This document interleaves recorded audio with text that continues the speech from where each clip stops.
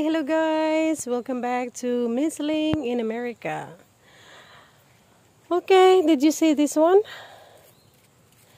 It's a lemongrass.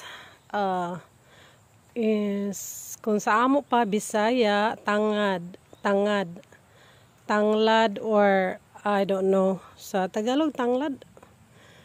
Tangad sa amo, lemongrass here in America. Okay. Mag-harvest guys. Kay hapit na mag winter, mag-frozen. So fall na siya. So kung makita na ninyo, nangahulog na yang dahon. That's very beautiful the other day. Karon nangahulog na yang dahon.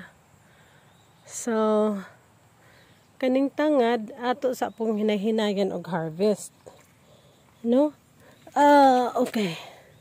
Nakoy trabaho karon po, so magdali lang gud pod ko.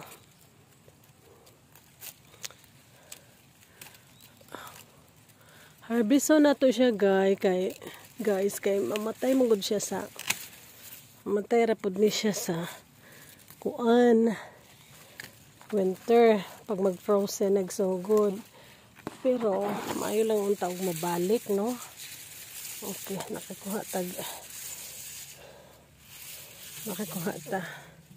Okay, muna ni ako nakuha guys, oh.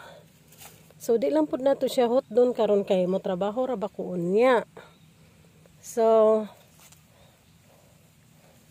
ako ni siyang i-keep guys, ako ni siyang itali-tali tapos is tago. So maybe sa refrigerator. So salamat kayo sa inyong pagtanaw guys. Bye.